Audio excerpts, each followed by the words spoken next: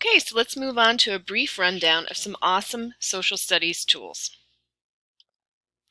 You have access to this list, the Social Studies Tech Smackdown list in Schoology in the module, and this is a linked list. Everything we're going to go over today, we'll probably skip over a few because I added more than I can probably talk about in the time, but you have links to them as well. In the other recordings for this webinar, we've talked about Sora and Overdrive because they have nonfiction books, social studies, all types of history books, government, biographies, autobiographies for children, young adult, and adults. We also looked at Novel New York, but I'm just going to quickly look at it again because it does have some really interesting resources for your subject matter.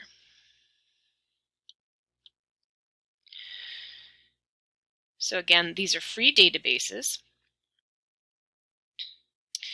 and they have business, current events, encyclopedias, academic databases, periodicals for elementary and secondary, their opposing viewpoints database, so different perspectives on different important issues that are current and topical.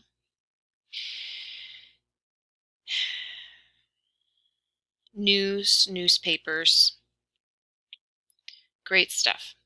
Excellent resources for social studies.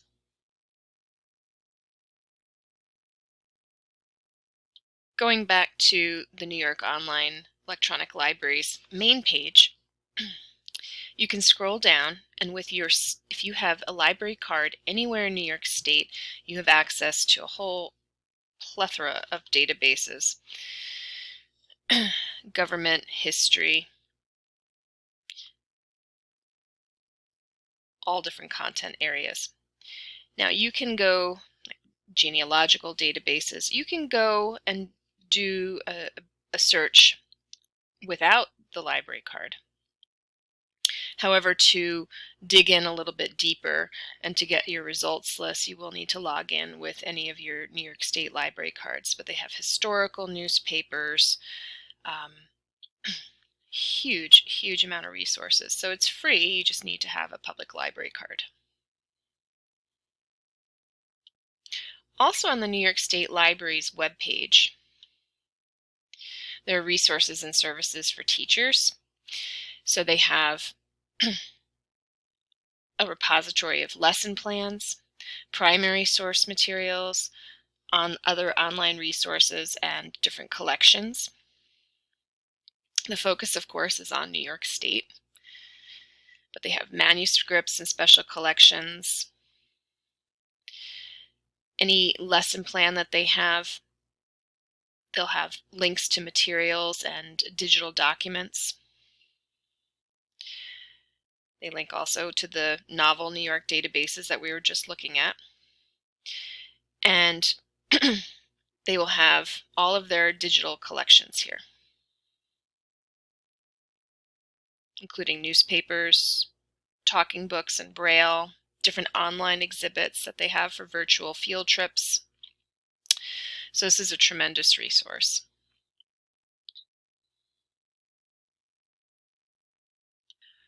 Another tremendous resource for primary source documents, and one of my favorite, is the Library of Congress. So going over to the homepage of the Library of Congress's website, they have links to their digital collections, and they have specific links set up for teachers. Let's take a look at the digital collections first. The digital collections are curated collections by topic. First on the screen, you'll see any of their featured content that they're highlighting at any given moment in time. So right now it might be historic American newspapers, the Farm Security Administration, collections about the Great Depression, Civil War, panoramic maps,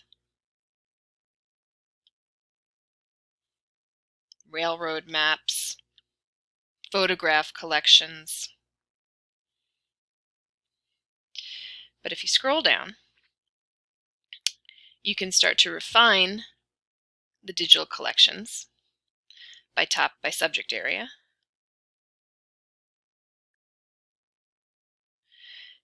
And also by the type of object that they have in their collection, whether it's manuscripts or print and photograph, recordings,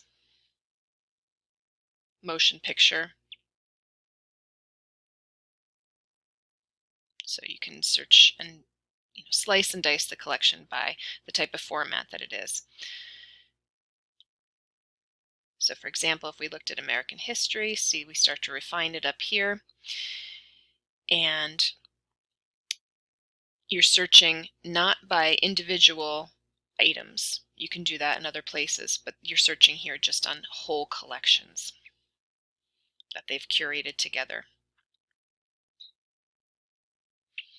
If we go over to the educator section, so this was the digital collections section. If we go over to the education section, they have a bunch of resources that are student facing that kids can go on, or when I say kids, I mean elementary and secondary. So poetry, reading resources, American history library for elementary and middle school students. They have everyday mysteries in science and today in history. So some highlight from the library's online collections on a daily basis.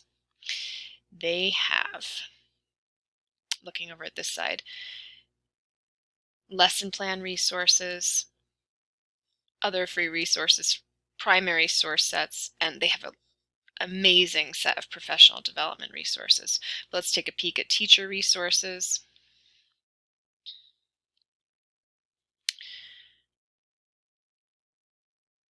These will help you learn how to use primary sources and model using primary sources in your classroom. They have videos to show you how to do it, printables.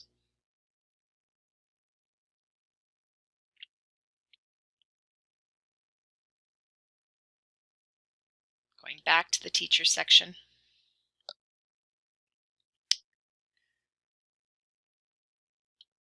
And we look at classroom materials. You can search the different primary source sets that they have. You can search the different lesson plans or multimedia research and resources. So looking at the lesson plans, these are all teacher-created lesson plans, by the way, from teachers in residence at the Library of Congress. So, hard to say there isn't anything on most subjects from K to 12. It's an amazing resource. I highly recommend you check it out. The resources our government, whether it's state government or federal government, produces and makes available online for us is just quite extraordinary. So we've seen the New York State Archives, Novel New York, Library of Congress. Well, the World Digital Library is a related tool because it curates and taps into the Library of Congress's primary source resources.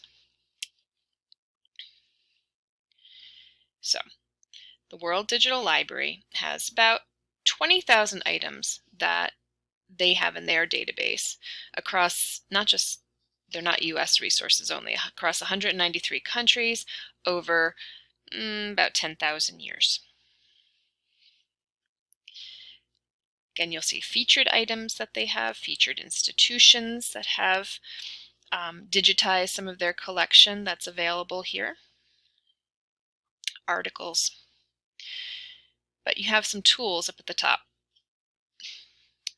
You can explore by place, time period, language, type of item. You can create a digital timeline or an interactive map, or you can look by different themes. The timeline tool is pretty cool. So if we were to look at United States history, you can starting in 1490, you can start consolidating this timeline. I'm going to do it. It's not going to cooperate while I'm casting my screen. Let me see if I can shorten this for a moment. I apologize. It's not going to let me consolidate the timeline down or shrink it down while I'm in this present mode. But what I can show you is that normally here on the bar, you would see, this is one event, Columbus reaches America, claims for Spain. You would see in this timeline dozens or hundreds across time of these links. If you contract the view, right now it's fully expanded, but here's, for example, what would happen if you clicked on one of them and one of the items in the timeline.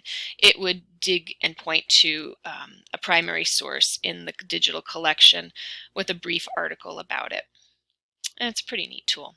And they also have interactive maps based upon what they have in this World Digital Library collection. Gives you a little overview. So if you were to zoom in on any one specific area, it'll show you the primary source documents that they have related to that particular geographic space. So a lot of fun features to play with. Some of them are a little harder to show in the present mode, but I definitely recommend going to check this site out. Another government resource, the National Archives, with tons of educator resources and America's founding documents. So online activities, full online programs, resources now for online teaching and learning, that's new. A focus on elementary. So again, working with primary sources, lesson plans, multimedia resources. The Smithsonian also has a lot of those types of resources. They have great resources for kids and teens to explore, whether it's webcams at the zoo or different art, history, and culture activities and games. There's so many, I can't even scroll down with the time that we have. I know my students have really enjoyed using their games over the years, but they also have resources for educators. Virtual field trips, professional development information. And if we go to resources, they have the Smithsonian Learning Lab, so that you can pick items from their collection to create your own personal collection for teaching. And they have links to all of our different museums and the specific resources that they have available to you.